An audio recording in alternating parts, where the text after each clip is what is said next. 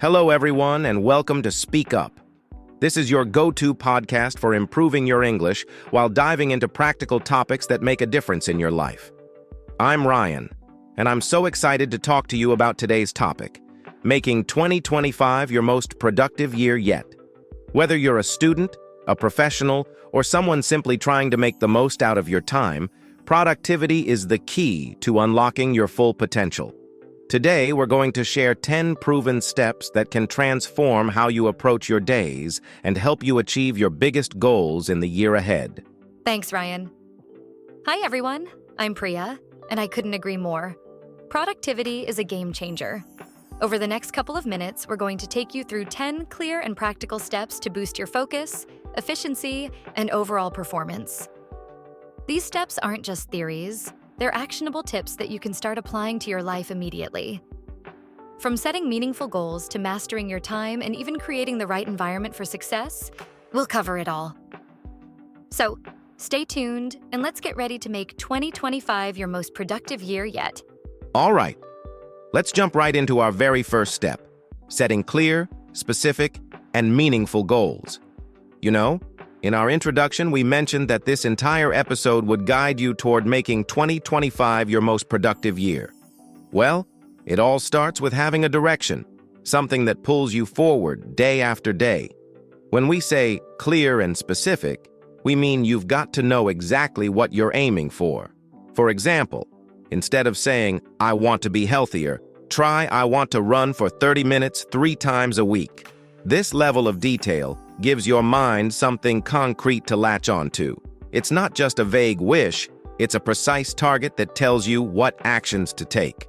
Clear goals act like a roadmap, guiding every decision you make and every step you take. Without them, it's way too easy to wander off track and waste valuable time. Exactly, Ryan.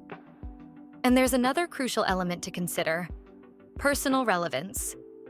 Your goals should genuinely matter to you on a deeper level. Let's say you're thinking about learning a new skill or launching a side project next year. If you choose something just because you think it looks impressive or because someone else is pushing you, you might find it hard to stay committed. Meaningful goals, those tied to your values, your passions, and your long-term vision, will keep you motivated even when things get tough. It's the difference between forcing yourself to check off a task list and feeling excited about taking steps toward a future you truly desire. Long-term vision plays into this too. Picture where you want to be by the end of 2025, or even beyond. What skills do you want to have developed? What achievements do you want to look back on?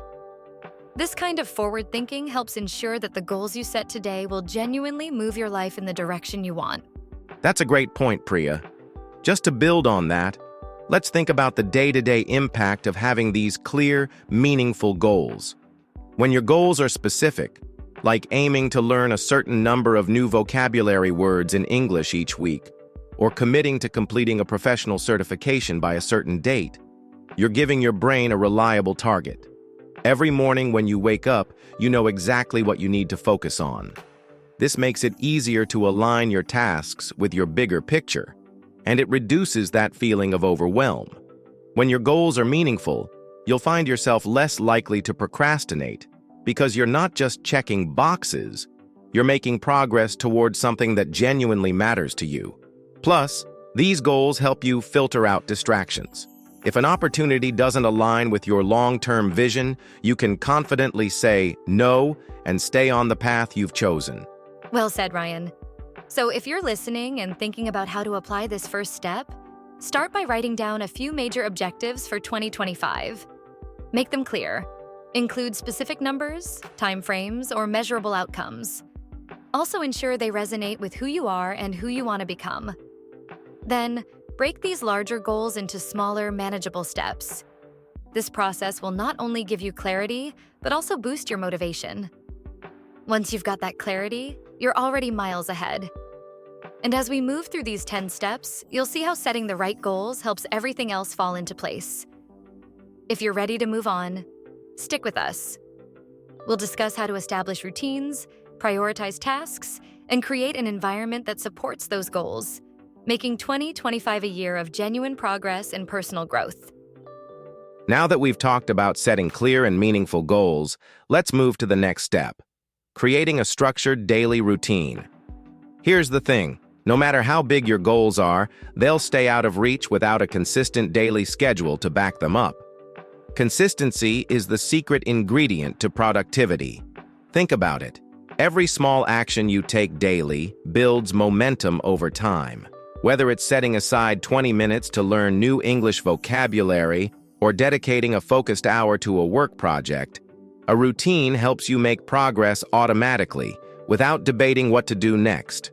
The key is to create a structure that works for you, something realistic and repeatable that sets the tone for your day and helps you close it out productively. Absolutely, Ryan. And when we talk about daily routines, morning and evening routines are especially powerful. Let's start with mornings. How you begin your day can set the tone for everything that follows. A productive morning routine might include activities like stretching or exercising to energize your body, reviewing your to-do list, or even spending a few minutes reading something motivational. For instance, if improving your English is one of your goals, you could dedicate 15 minutes every morning to practicing listening or speaking skills. It doesn't have to be complicated, but it does need to be intentional. A good morning routine helps you start your day with purpose and focus, rather than rushing and reacting to whatever comes your way. And just as important as starting your day strong is how you end it. A solid evening routine helps you wind down and prepare for the next day. This could involve reviewing what you accomplished during the day, setting priorities for tomorrow, and even preparing your environment, like tidying up your workspace or laying out the materials you'll need. It's also a great time to reflect on how your actions aligned with your goals. For example, if one of your goals is to enhance productivity at work or school, you could take 5 minutes each evening to evaluate whether your day's efforts supported that aim. Plus, an evening routine signals to your mind and body that it's time to relax, which improves sleep quality and sets you up for success the next day.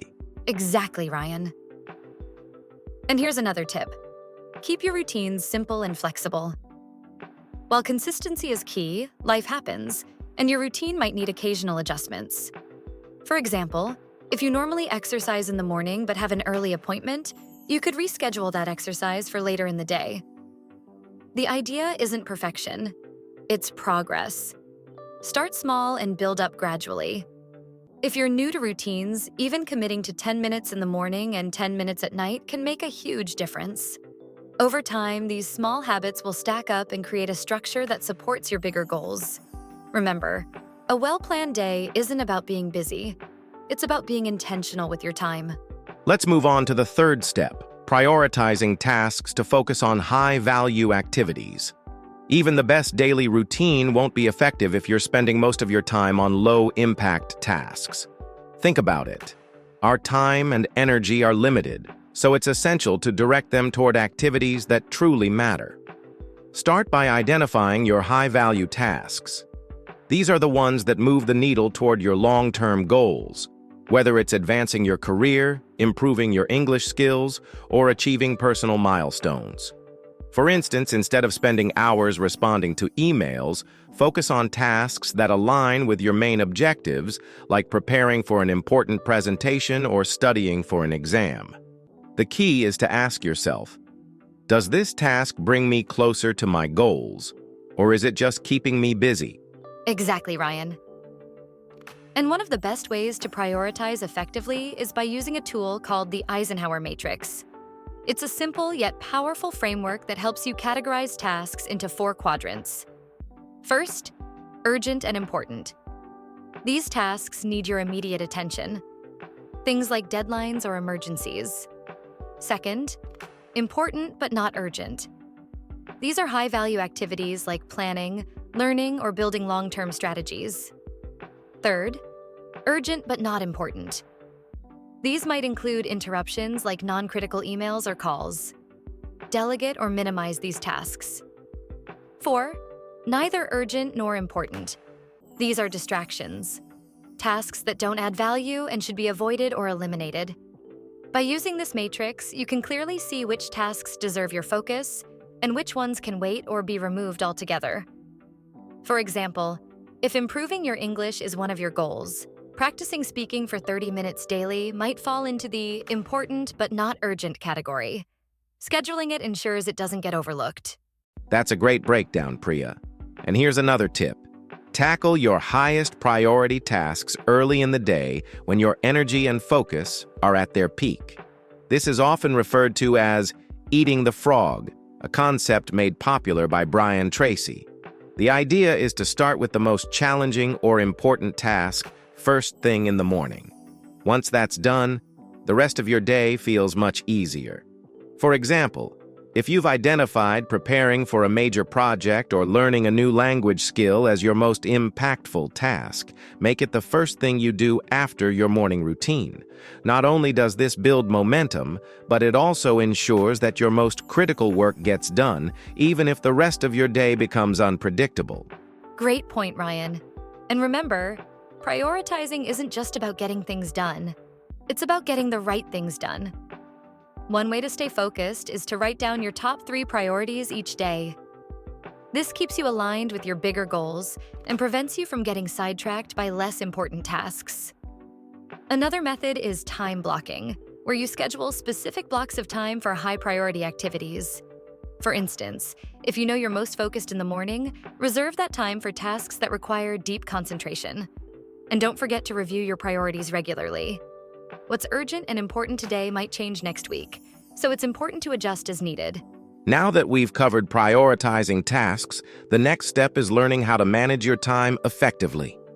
Let's face it, no matter how clear your goals or how well you've prioritized tasks, poor time management can derail even the best plans. One of the most effective techniques is time blocking. This involves dividing your day into blocks of time dedicated to specific activities.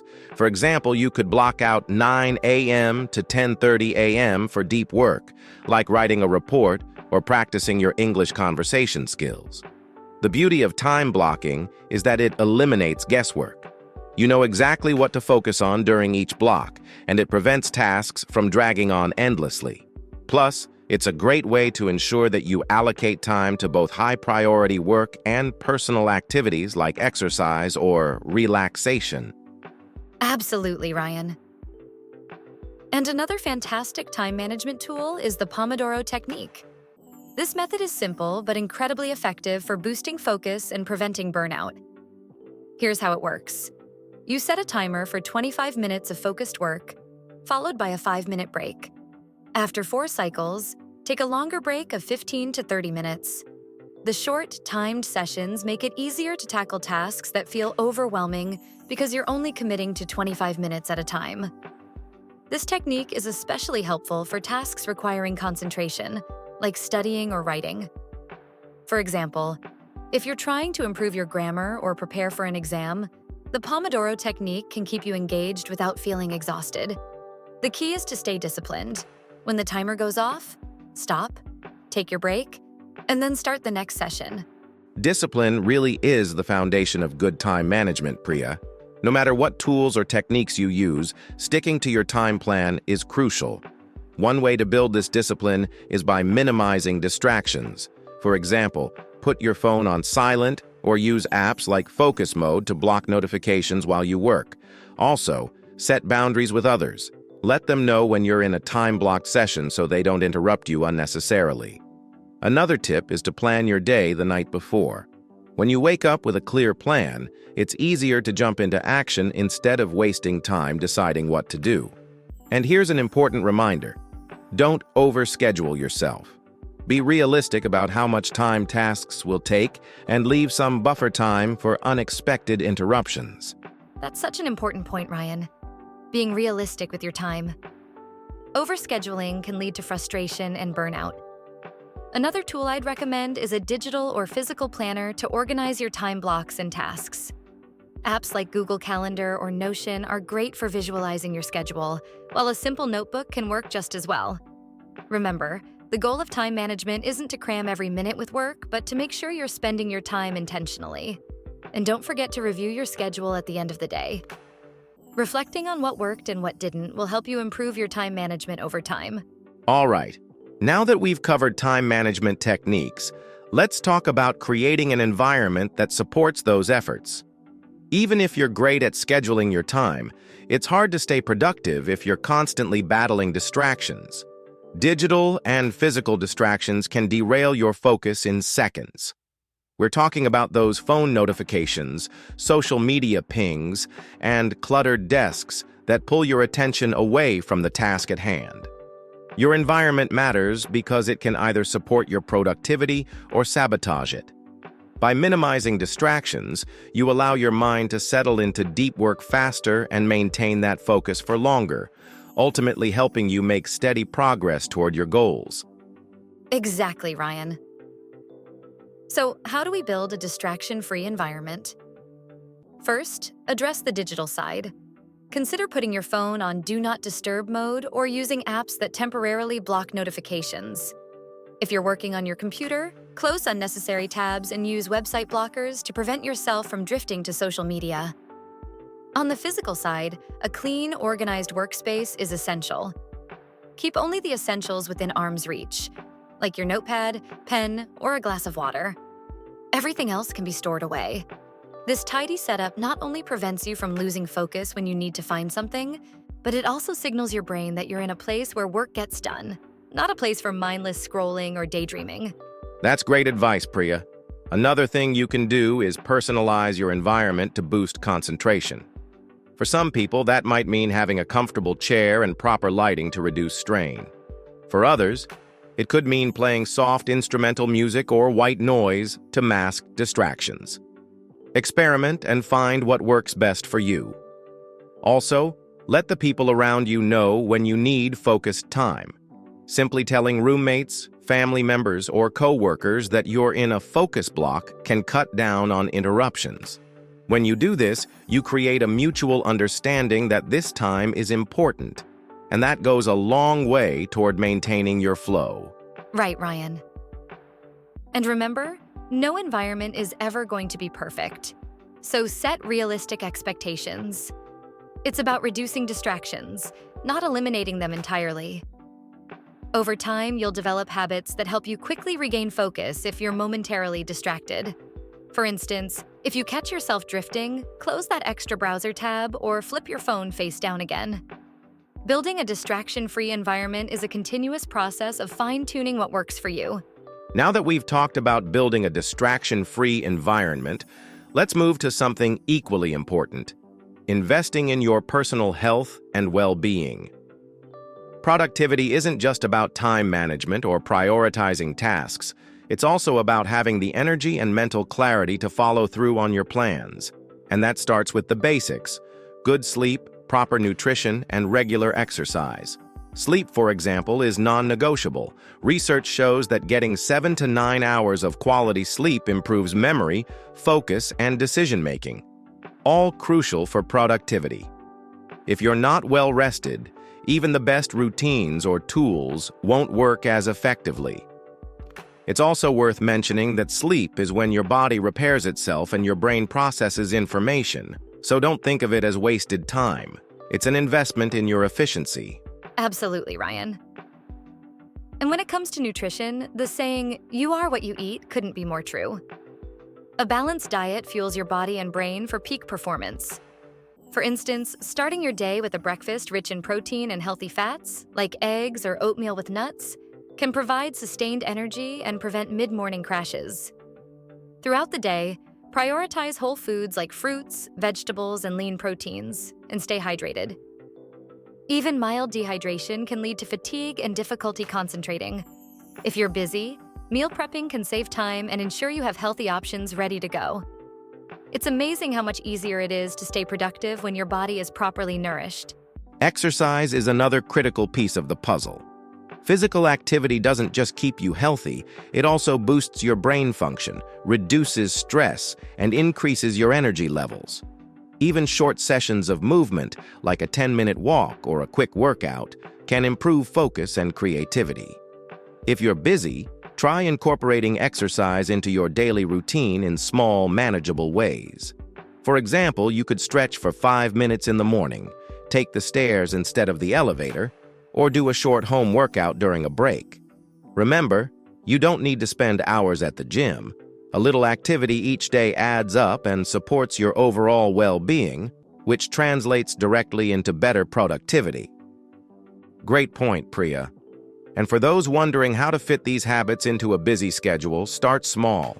For example, if you're trying to improve your sleep, set a consistent bedtime and avoid screens for an hour before bed.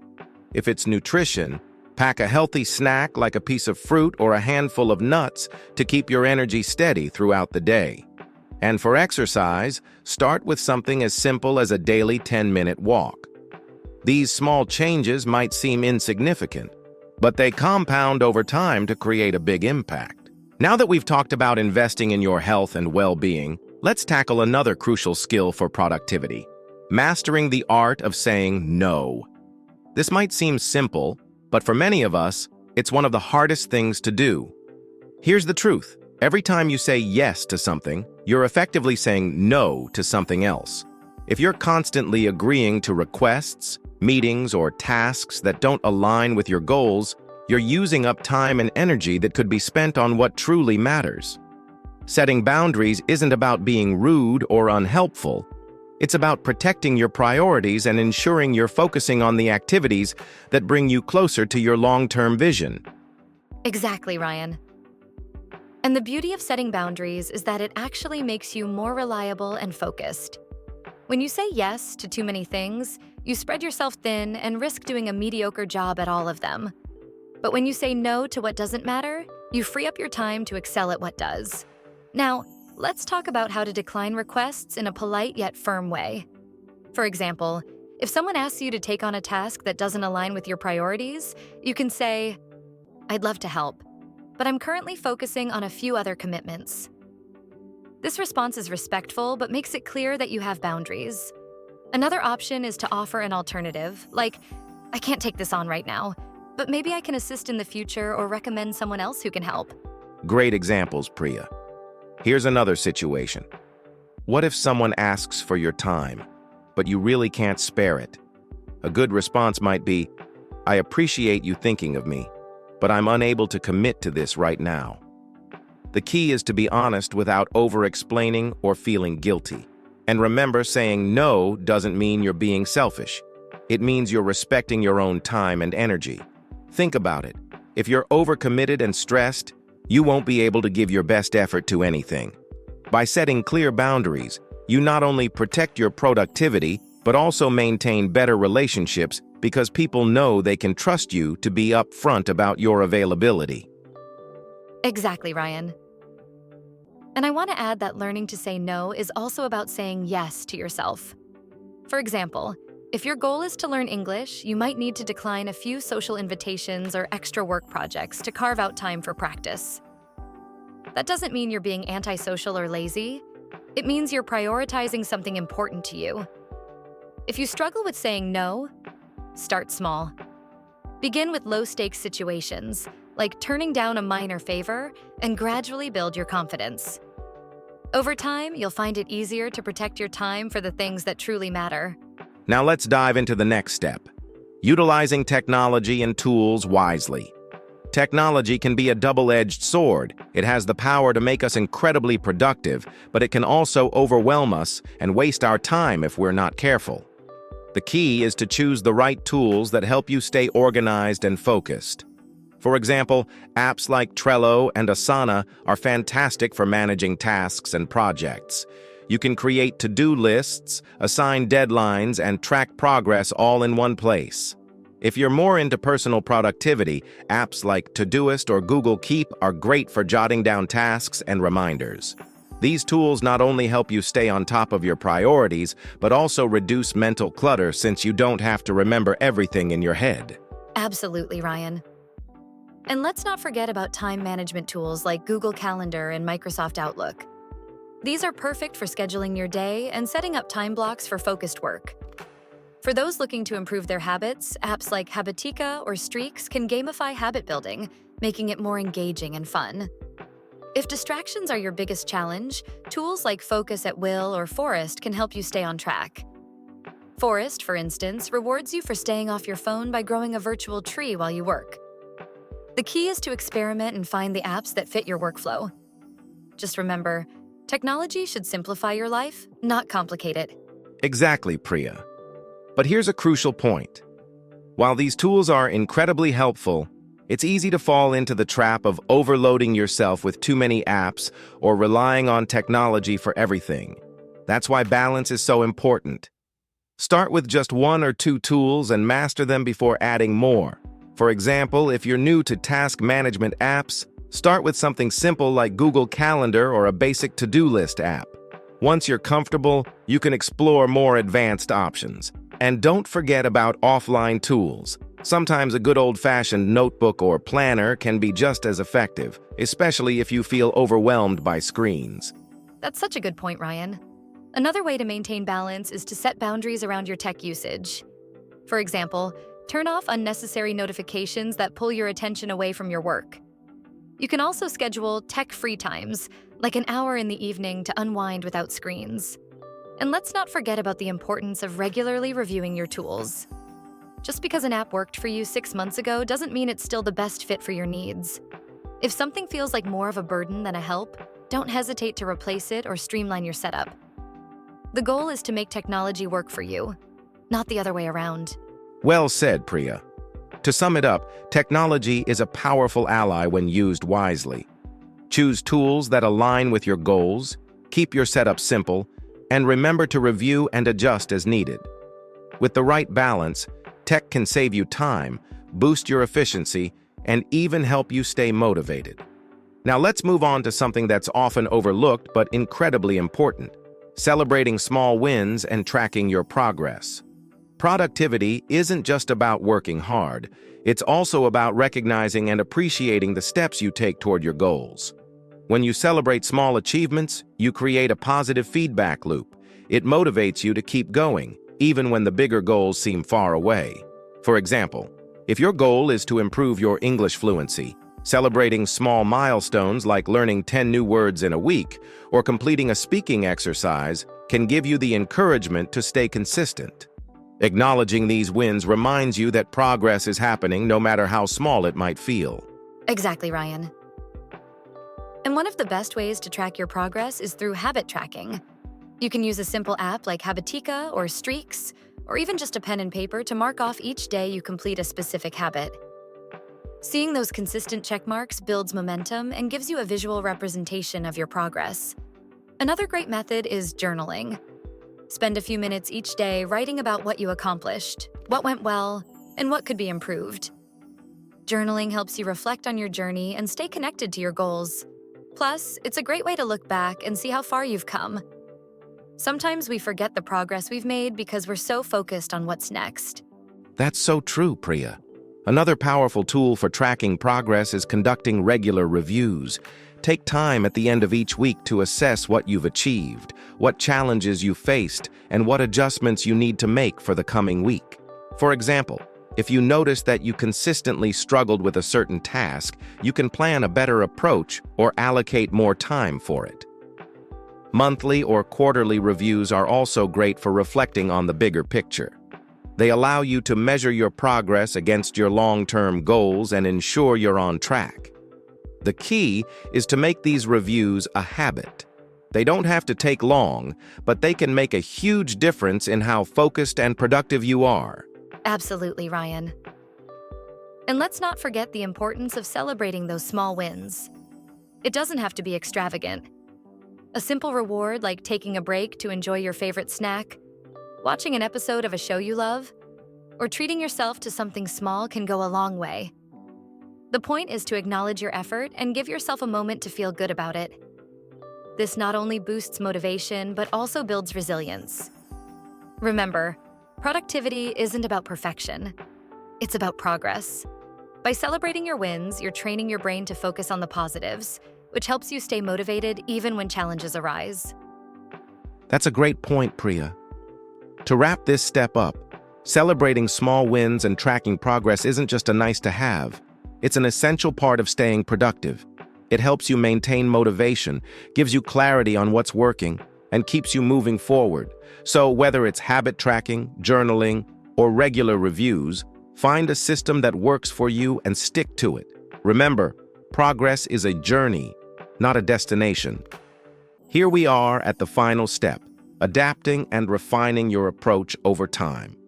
Productivity isn't a one-size-fits-all solution, and what works for you today might not be as effective 6 months from now. That's why it's essential to stay flexible and open to change. Life evolves, your priorities shift, your responsibilities grow, and even your energy levels can vary from week to week. If you stick rigidly to one method, you might find yourself frustrated when it stops working. Instead, view productivity as a process of continuous learning and experimentation. For example, if you've been using time blocking but find it too restrictive, you can explore alternative techniques like batching similar tasks together. The idea is to keep refining your approach so it stays aligned with your goals and circumstances. Exactly, Ryan. And adapting doesn't mean starting over. It means tweaking small things to improve your systems. For instance, if you notice that you're more focused in the morning but have been scheduling deep work in the afternoon, try flipping your schedule. Or if a specific app or tool feels more like a chore than a help, don't hesitate to switch it out for something simpler. Flexibility is key here because it allows you to respond to changes without losing momentum. Another way to refine your approach is by seeking feedback. Whether it's from a mentor, a colleague, or even self-reflection during your weekly reviews, outside perspectives can highlight areas for improvement that you might have overlooked. That's a great point, Priya. And let's not forget the role of continuous learning in this process. Productivity isn't a static skill. It's something you can always get better at. Read books, listen to podcasts like Speak Up, or follow thought leaders who specialize in productivity. You might discover a new strategy or mindset shift that takes your efficiency to the next level. For example, techniques like the 80-20 rule, which focuses on identifying the 20% of tasks that yield 80% of the results, could be a game changer if you haven't tried it yet. Staying curious and open-minded ensures that your productivity systems evolve along with you. Absolutely, Ryan. And I want to emphasize how adaptability can lead to sustained improvement. When you embrace change, you're better equipped to handle setbacks or unexpected challenges. For instance, if your work-life balance gets disrupted by a big project, adapting might mean scaling back on less urgent goals temporarily to maintain focus. Similarly, during busy times, you might need to simplify your routines to ensure they're still manageable. The key is to view setbacks as opportunities to learn and grow. Each adjustment you make brings you closer to building a system that truly works for you, not just for today, but for the long term. Well said, Priya. To sum it up, adapting and refining your approach isn't a sign of failure. It's a sign of growth. It shows that you're committed to improving and staying aligned with your goals, no matter how circumstances change. So, as you move forward into 2025, remember to review your systems regularly, be open to experimentation, and never stop learning. Productivity is a journey, not a destination, and the more adaptable you are, the more sustainable your progress will be. That wraps up our 10 steps to making 2025 your most productive year. Priya, let's give our listeners a quick recap before we sign off. Well, we've reached the end of today's episode, and what a journey it's been. Let's quickly recap the 10 steps to make 2025 your most productive year. 1. Set clear, specific, and meaningful goals to give yourself a strong direction. 2. Create a structured daily routine that brings consistency to your life. 3. Prioritize tasks to focus on high-value activities using tools like the Eisenhower Matrix. 4. Implement effective time management techniques, such as time blocking and the Pomodoro Technique. 5. Build a distraction-free environment that supports focus and minimizes interruptions. 6. Invest in your health and well-being through good sleep, nutrition, and exercise. 7. Master the art of saying no to protect your time and energy for what truly matters. 8. Utilize technology and tools wisely without letting them overwhelm you. 9. Celebrate small wins and track progress to stay motivated and measure your success. 10. Adapt and refine your approach over time, staying flexible and open to change. Thanks, Ryan. And to all our listeners, the most important takeaway here is to start implementing these steps right away. Don't wait for the perfect moment or feel like you need to master everything at once.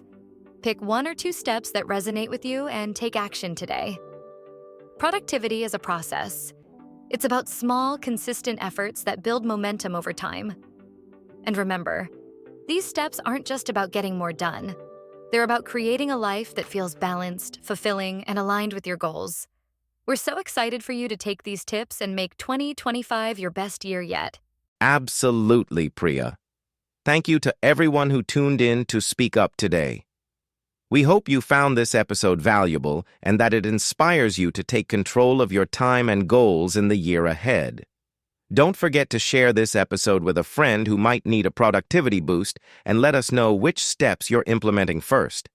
And remember, we're here every week with more practical tips to help you grow and improve, whether it's your productivity, your English skills, or other areas of your life. Make sure to subscribe so you don't miss our next episode. Until then, take care, stay focused, and let's make 2025 truly remarkable. Bye for now.